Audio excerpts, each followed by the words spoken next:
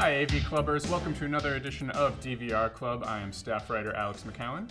I'm staff writer Katie Rife. Hello. And we are here to talk about episode 5 of True Detective Season 2. This episode was called Other Lives. So let's kick things off with a section we're calling Feels Like the First Time, because last night's episode, even though it's the 5th out of 8 episodes, felt like the first time. So they forgot to have a mystery, and so at the end of this episode, they were like, oh shit. Like, really, yeah, this episode, it really felt like they were saying, oh, our bad, let's start the season over again. Yeah, whoops. Compared to last season when they had the big firefight and they jumped forward in time, and that just deepened the existing mystery. This felt like they were like, oh, no, don't worry about any of that other stuff. We're just gonna pick up right here. Think it over, Velcoro.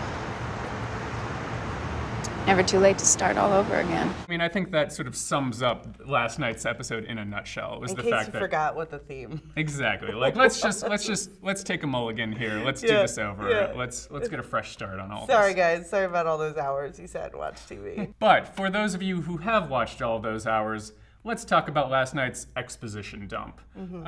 Because they seem to be, in a sense, starting the mystery over again, for real this time. For real this time. Last night gave us a massive amount of plot and, sort of character names and story dumped on us in very short order. By Rick Springfield. In particular by noted character actor, former heartthrob, Rick Springfield. The party's a safe place, a conclave for men of influence. Talk motivations, or I'll dig into that facelift and yank. And once he starts beating, the story just keeps coming. It's just like a word vomit of names and references, and the Chisani family, and Mayor Chisani and his son, and throwing sex parties and blackmail and secrets. Just blah, blah, blah, one thing after another. It was really, to say it was a bit much is a bit not enough, I would say. I mean, I'm glad something's happening.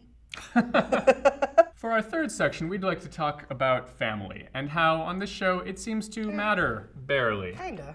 Yeah, we got a couple scenes last night in which our beleaguered detectives interacted with their family in some very intense scenes, meant to sort of tug at our hearts, get us emotionally invested in these characters, but felt a little weird. Mostly, I think, Katie, I don't know if you agree with me, because they haven't done much work to set up the importance of these relationships. Well, I said it last week and I'll say it again. The big problem with this season to me is that the stakes just aren't clear. It's just, sure, there's a lot of emoting and violence happening, but so what? So what? Again, poor Taylor Kitsch is forced to just try and emote on the back of a storyline that is trying to sort of fuse character, this character drama that feels like it's almost happening on another TV show, and shoehorn it into True Detective with the fight with his mother, and it just didn't really connect for me. The money I brought back from Afghanistan, $20,000, Cynthia. Who knows? Maybe the last episode is just going to be like, whoa, that's crazy. Maybe it's all going to come together in some really interesting fashion. The only one that's still connecting for me is, despite some of the other unfortunate dialogue Vince Vaughan is expected to deliver, the scenes with him and his wife are still, to me, I think, the most compelling in terms of the interrelationship dynamics. Yeah, I thought that was compelling as well. It felt very real to me. It felt like a real relationship. It definitely feels like the most grounded and human of all the relationships. And it definitely offsets the fact that then in other scenes, Vince Vaughan is forced to deliver lines like, "It's like blue balls in my heart." That was a good one. It's like, blue balls in your heart. Our cameraman is laughing.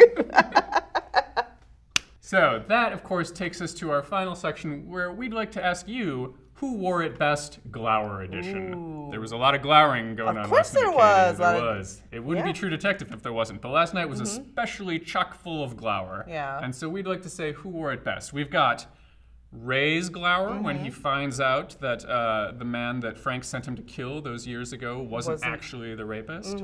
We've got Frank's glower when somebody's knocking at his door. He doesn't know who it is. He gets out his finally gun. making good with the wife. And then we've got Ani's glower in her mandatory sexual harassment education class. where Yeah. she is just not happy to be there. And of course, all the dudes in the class are just disgusting. Like, they're all just gross. The lowest forms of life Yeah. imaginable. And I liked her response there because I felt like it was pretty sharp on her part. Yeah. Like, she could tell that these dudes were all pigs, and she's like, "Oh, I'll give you pigs what you want." You know? Yeah. So you thought She was wore her fucking with glamour him a best. little bit, yeah. So Okay. I liked that. I am getting on board with Colin Farrell's performance. I'm getting on board with him. Yeah, well, and especially now he's mustacheless. Yes, I mean, I that was know. definitely the most exciting development in last night's episode. Is the mustache of power, the glower power is It's gone. Yeah. gone. Maybe that's what made his glower so good. But for he's me. got the little bolero tie now, so. He does. That's true. It's That's a sexy bolero. That's where maybe he keeps his mustache hairs in there, and that gives him power. All right, guys, that's it for this week's installment of DVR Club. Until next week, I'm Alex McCown. Katie Rife. We'll see you then. Bye.